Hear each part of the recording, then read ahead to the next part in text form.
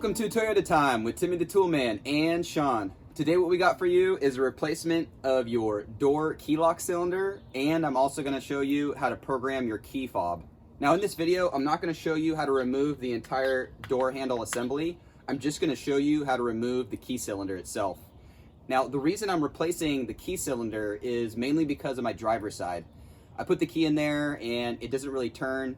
This is because I had a new key cut from Toyota, and because the key is cut so precisely to the vehicle's VIN, it actually doesn't fit in the tumbler very well and it doesn't activate it very well.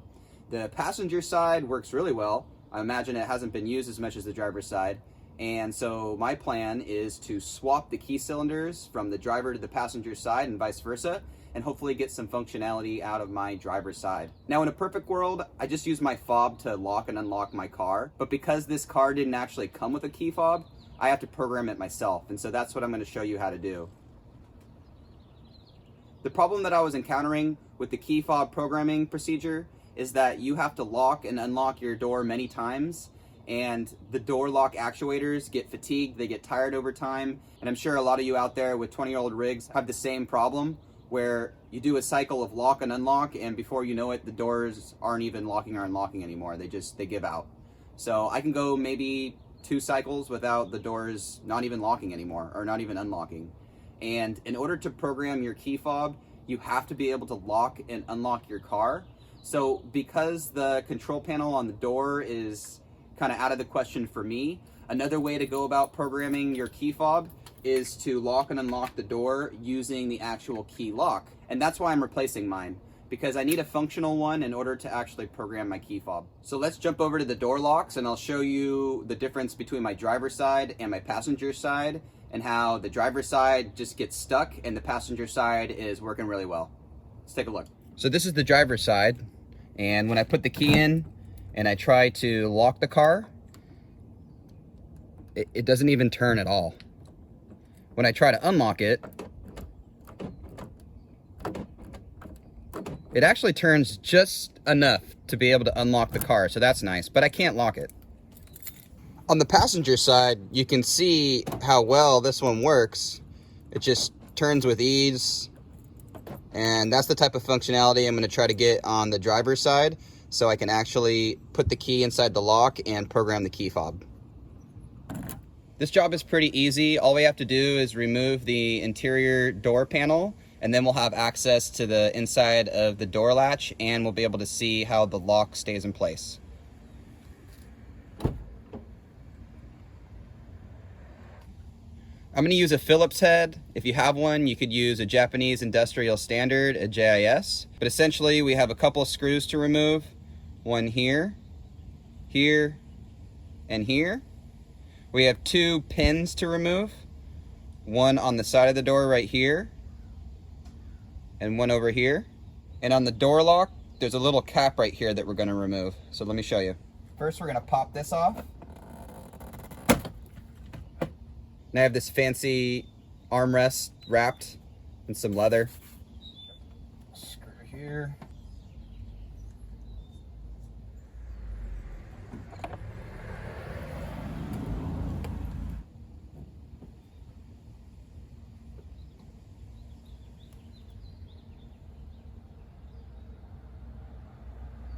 For these little pins, you just push the center in and then you can pull it out.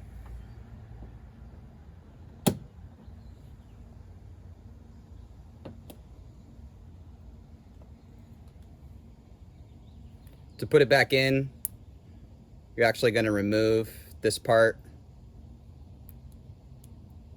so they separate. You're going to push this back in, and then you push that in. We have another little pin over here. This one's a little different. It's just wider here. And then this little cap for the door lock. I don't like to get anything too sharp in there, because then I'm just going to mar this. So if you get your fingers in there, or you get a black plastic spudger in there, it's one of my favorites. You can get that without messing anything up. So we have everything removed that we need removed in order to pull the door panel off. And it's basically held in with a series of clips. If you had a trim removal tool kit, that would be ideal. We'll link one in the video description below in case you don't have one. They're really handy, and they'll help you pop this off. but I've done it so many times, I'm just gonna use my hands. Get your fingers underneath here and just pull back.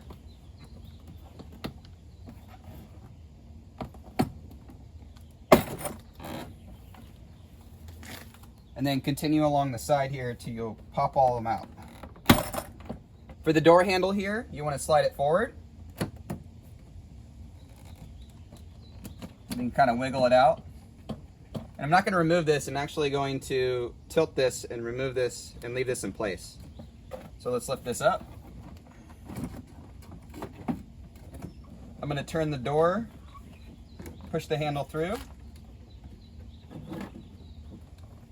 And now I can disconnect the electrical connections that control this little panel here. Taking a look back there, you can see the electrical connections. There's 3 of them. We have a little push portion, and then we're gonna pull out the plug. All right, we got all 3 electrical connections disconnected. The passenger side only has 2, so this driver's side has 1 additional. So now we have access to the inside of the door. And what you'll need to do is peel back this vapor barrier. And one word of caution, be careful of this butyl rubber or glue or whatever it is. It gets over literally everything, and especially on clothes and fabric, it's just gonna ruin it. So be extremely careful with that stuff. So you're just gonna start peeling it back. Try not to stretch it out too much if you can help it. You need to put it back in place.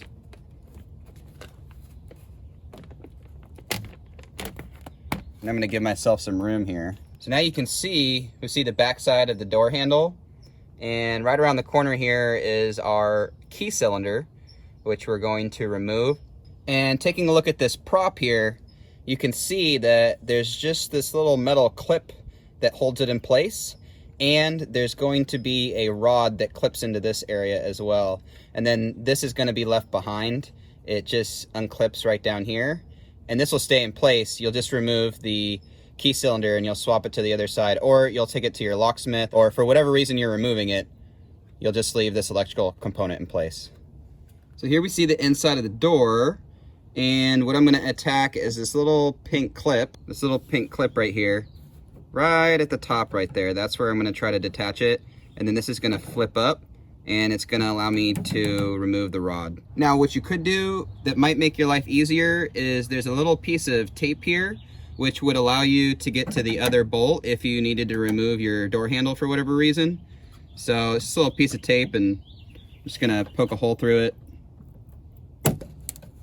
And now my truck is no longer mint because this piece of sticker is broken.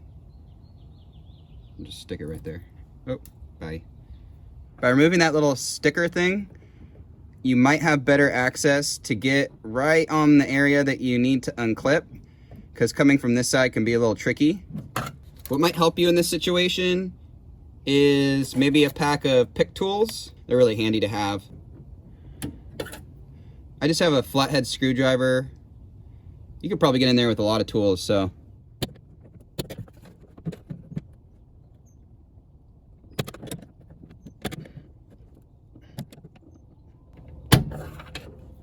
Taking a look inside there, you can see that little pink plastic clip is unclipped from the rod. Now I'm gonna pull the rod back, get it out of the way. Now what I need to do is I need to get that little retaining clip that holds the lock in place out of the way, and this is where the pick tool kit is gonna come in handy. So I'm just gonna get in here with my little pick tool and try to capture it. Just hook it around there. Now you can see I'm kind of pulling it here. Try not to drop it. All right. That's what it looks like, holding the key cylinder in place. From the key side, I'm gonna push on the cylinder and it's gonna pop out. See that?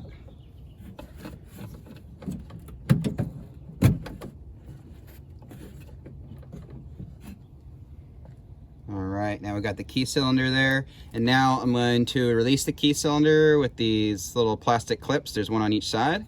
Grab with your hand and pull up. It's not that stiff. All right. Now here's our key cylinder, and we're gonna pop this over to the passenger side, and the passenger side's gonna go on this side. So taking a look at both cylinders, you can see that they're the opposite direction. And this is the passenger, this is the driver. We're gonna swap over these components, and then we'll have them in the right direction. So have to pop off this little C-clip thing, get that loose, and then it will come right off.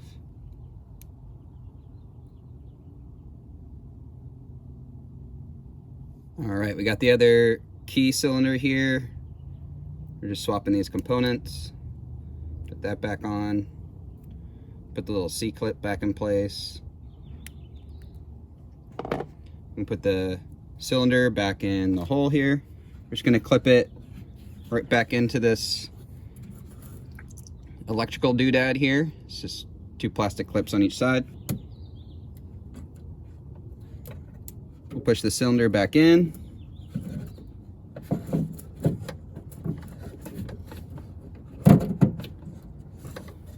And then we'll get the rod back attached.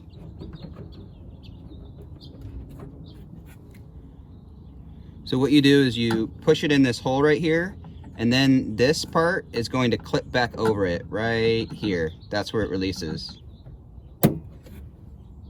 The last thing you need to do is get this clip back in place so the key cylinder doesn't just push through. This holds it in there.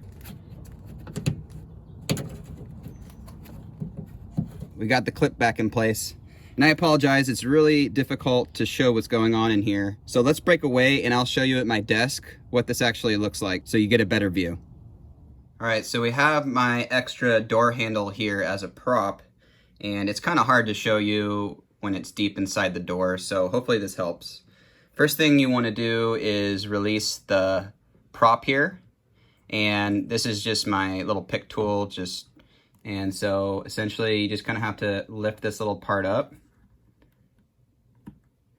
and get it out of there, and then you'll pull it out. So you first need to free that piece right there with the rod. This will still be connected in the vehicle, of course. This won't be cut.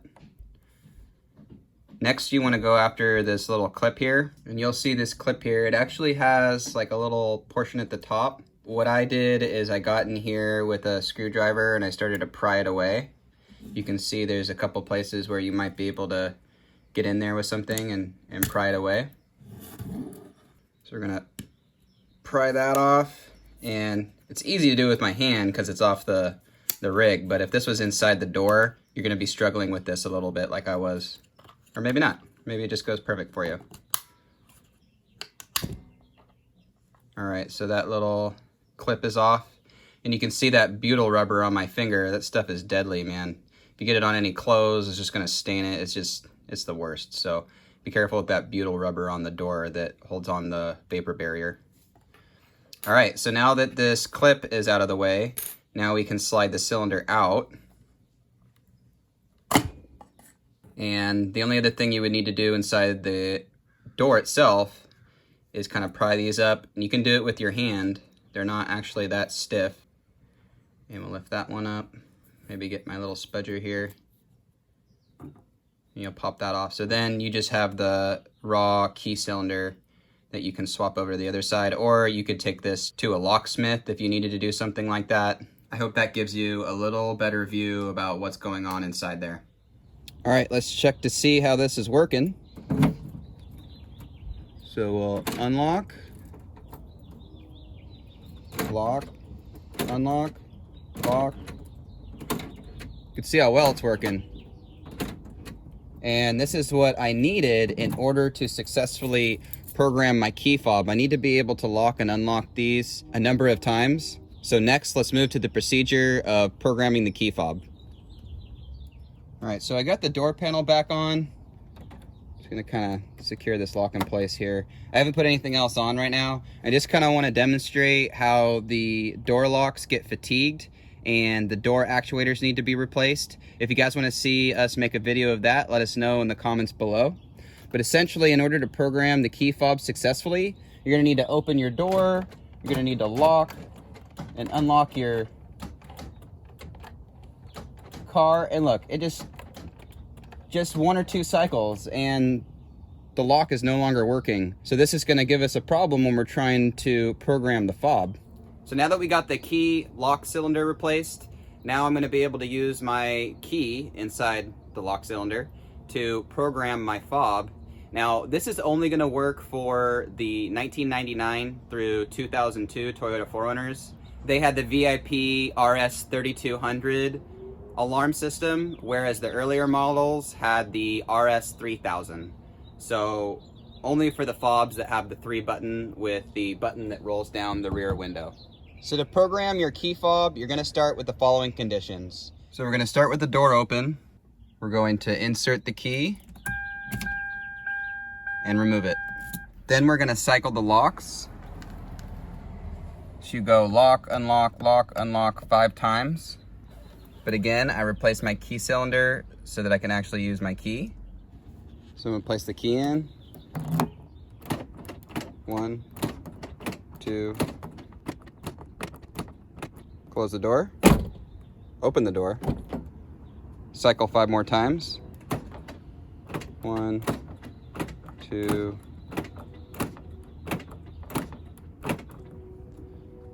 Then on twice and remove the key.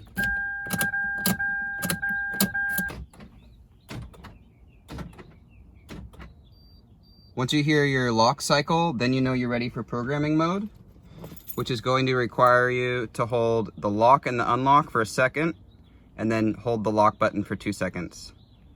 1. If your locks cycle once, it's successfully programmed. If your locks cycle twice, then something's wrong, and you need to try this procedure again with the lock and the unlock. Now, anytime you reprogram a fob, it's going to forget all the rest, so you'd want to have all your fobs ready to do the procedure.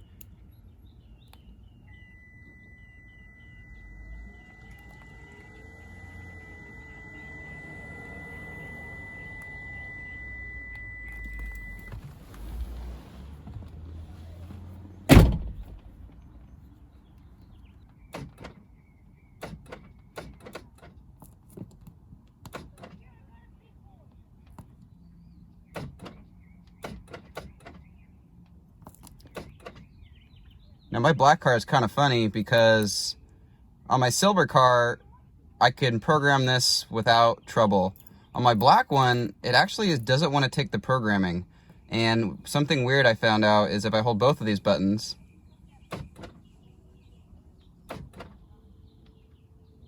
it's trying to do something, but it's not programming the fob. So I lock, doesn't work, lock, doesn't unwork, doesn't unlock.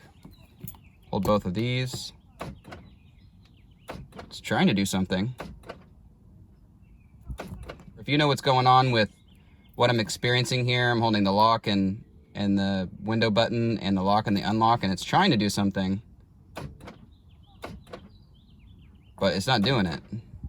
The door actuators are so fatigued by this point that, you know, they don't even want to work at all. It's trying to do something, but I don't know what.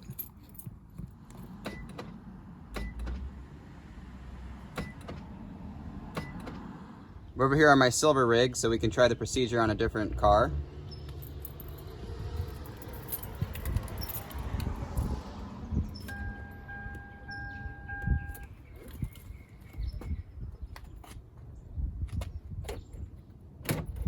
One, 2, 3, 4, 5.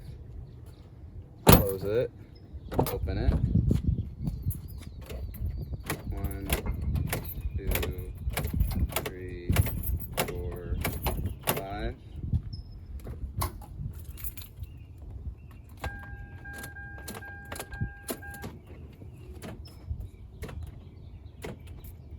Locks are cycling. Hold down these 2 buttons. 1 1000 1. So they cycled. Then do the next fob. 1 1000 1. And the next fob, 1 1000 1. And it's the lock cycle once. If they cycle twice, then you need to redo it. And we'll see if it works. So I program this fob, unlock. I also did this one, unlock. And now my door actuators got tired, so this doesn't want to lock if this doesn't float down. So I'll lock it again. There we go. All right, we're done with this job. We showed you how to replace the key cylinder inside your door handle, and we also showed you how to program a fob. You also saw that I was having a problem with this black rig. I wasn't able to successfully get it to take a fob for whatever reason. I was playing around and I was holding the lock and unlock for a long period of time, and the car started to talk to me. And I also tried the lock and the rear window roll down button at the same time for a long period of time, and it was also talking to me there as well. The locks were actuating and the alarm tone to lock and unlock was going off. So something was going on, but I still wasn't successfully able to get it. I was able to get it on my silver rig.